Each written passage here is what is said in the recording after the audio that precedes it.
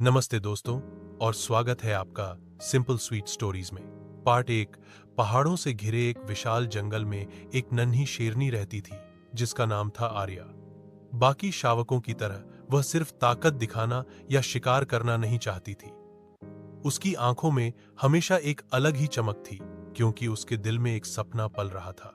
वह चाहती थी कि जंगल के सारे जीव जंतु मिलकर एक परिवार की तरह रहें। लेकिन यह सपना दूसरों को बहुत अजीब लगता। हाथी हौंसते हुए कहता, अरे शेरनी, जब तू बड़ी होगी तो तेरा काम होगा शिकार करना और डर पैदा करना।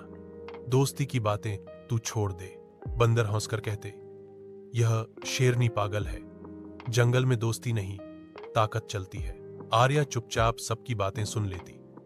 उसे दुख तो होता मगर उसने अपने सपने को कभी छोड़ा नहीं। फिर आया वह दिन जिसने सबकी जिंदगी बदल दी। जंगल में भयंकर सूखा पड़ा, नदियां सूख गईं, तालाब मिट्टी बन गए, घास और फल खत्म हो गए। छोटे जानवर प्यास और भूख से तड़पने लगे। ताकतवर जानवरों ने तय किया कि जो भी पानी बचा है वह सिर्फ उनका होगा।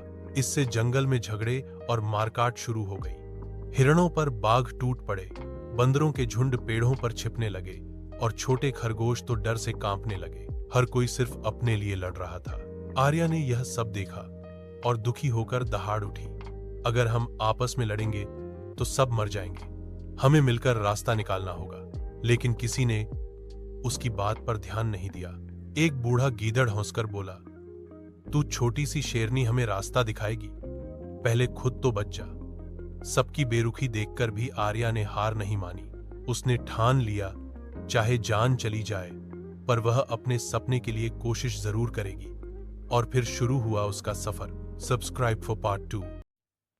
नमस्ते दोस्तों और स्वागत है आपका सिंपल स्वीट स्टोरीज में। चलो शुरू करते हैं आर्या शेरनी की कहानी का पार्ट 2। पहली चुनौती। अंधेरा जंगल। रात का समय था। सूखे पेड़ों के बीच से हवा सीटी बजाती हुई गुजर रही थी।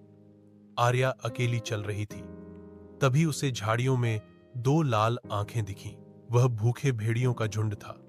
आर्या जानती थी कि अकेले उनसे लड़ना मुश्किल है। उसने चालाकी से पास के सूखे पेड़ पर छलांग लगाई और तेज आवाज में दहाड़ा। भेड़िए डरकर भाग गए। आर्या ने सीखा, कभी कभी ताकत से ज्यादा दिमाग काम आता है। दूसरी चुनौती। तपता रेगिस्तान। जंगल से आगे निकलकर उसे एक सूखी घाटी पार करनी थी। वहां चारों ओर रेत और चट्टानें थी। सूरज सिर पर आग की तरह तप रहा था। आर्या का गला सूख रहा था, शरीर कांप रहा था। तभी उसकी नजर एक बूढ़े कछुए पर पड़ी जो धीरे धीरे चल रहा था। कछुए ने मुस्कुराकर कहा, बेटी, असली ताकत पंजों और दांतों में नहीं, दिल और दिमाग में होती है। अगर तू सबको साथ ला पाए तो असंभव भी संभव हो सकता है। यह सुनकर आर्या को नया साहस मिला। तीसरी चुनौती। पहाड़ की चढ़ाई। कई दिनों के बाद वह एक ऊंचे पहाड़ पर पहुंची। चोटी तक पहुंचना बहुत कठिन था। तेज हवाएं बह रही थी, चट्टानें टूट रही थी। आर्या कई बार फिसली, उसके पंजों से खून बहने लगा, लेकिन उसने हार नहीं मानी। आखिरकार वह पहाड़ की चोटी पर पहुंची। वहां उसे एक गुप्त झरना मिला, चट्टानों के बीच छिपा हुआ, साफ और ठंडे पानी से भरा। इतना पानी था कि पूरा जंगल बच सकता था।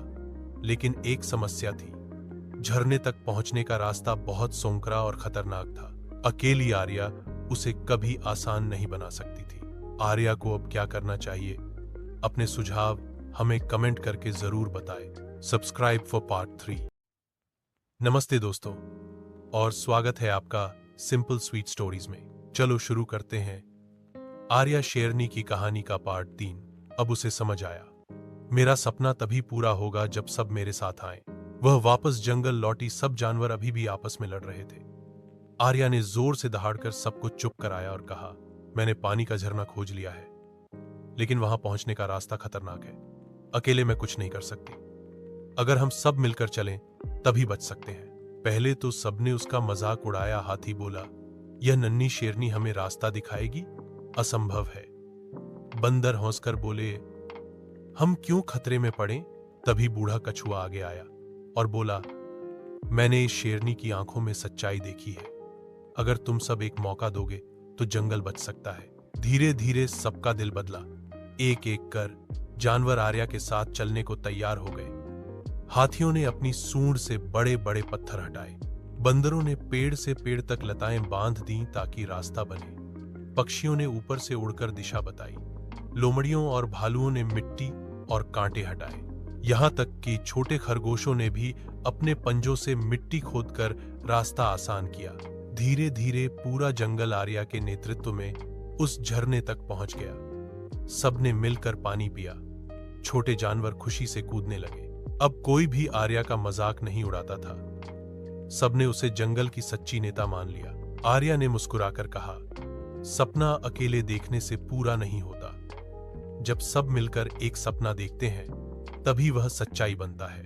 सीख, सच्ची ताकत अकेलेपन में नहीं बल्कि एकता में होती है। दोस्तों, अगर आपको यह कहानी पसंद आई तो चैनल को सब्सक्राइब करें, वीडियो को लाइक और शेयर करें और कमेंट में लिखें जय हिंद। अगर आपको भी अपने देश प्यार है